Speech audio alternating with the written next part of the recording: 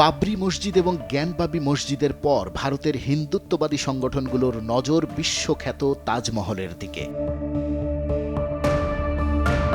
এলাহাবাদ হাইকোর্টের একটি সাম্প্রতিক নোটিশকে কেন্দ্র করে যমুনার তীরে দাঁড়িয়ে থাকা তাজমহল এবার এক বিশাল আইনি ও রাজনৈতিক লড়াইয়ের মুখোমুখি। বিতর্কের সূত্রপাত এলাহাবাদ হাইকোর্টের একটি আদেশকে কেন্দ্র করে। উত্তরপ্রদেশের আগ্রা আদালত অতীতে তাজমহলের নিচে জরিপ চালানো যাবে না ও ভিডিওগ্রাফি করা নিষিদ্ধ মর্মে আবেদন খারিজ করে দিয়েছিলেন। কিন্তু সম্প্রতি সেই সিদ্ধান্তকে চ্যালেঞ্জ করে মামলার মূল আবেদনকারী আইনজীবী হরিশঙ্কর জৈনের দায়ের করা মামলায় এলাহাবাদ হাইকোর্ট সরাসরি কেন্দ্রীয় সরকার এবং আর্কিওলজিক্যাল সার্ভে অব ইন্ডিয়া বা ASI এর কাছে জবাব চেয়েছেন কেন তাজমহলের নিচে জরিপ চালানো যাবে না।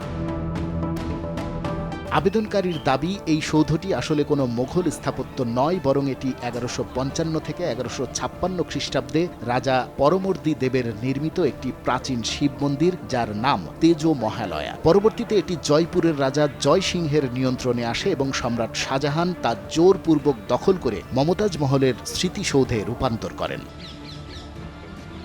বাদীপক্ষের দাবি, তাজমহলের ভেতরে এমন 109টি প্রত্নতাত্ত্বিক বৈশিষ্ট্য রয়েছে যা এর মন্দির হওয়ার প্রমাণ দেয়। তাই সংবিধানে বর্ণিত মৌলিক অধিকার অনুযায়ী সেখানে হিন্দুদের পূজা ও দর্শনের অনুমতি দেয়া হোক।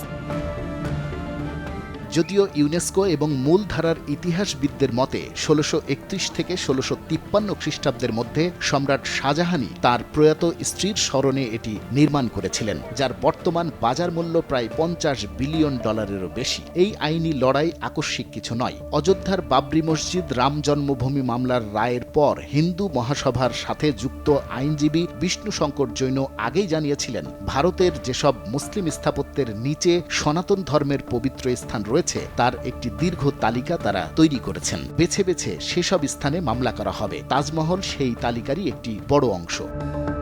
বর্তমান মামলায় আরও অভিযোগ করা হয়েছে, ASI বেআইনিভাবে সেখানে মুসলমানদের শুক্রবারের নামাজ পড়ার অনুমতি দিচ্ছে, অথচ ভবনের বেশ কিছু তলা সাধারণের জন্য তালাবদ্ধ রাখা হয়েছে। নিরপেক্ষ সিদ্ধান্তের জন্য আদালতের তত্ত্বাবধানে ভিডিওগ্রাফি এখন সময়ের দাবি বলে মনে করছেন মামলার বাদীরা।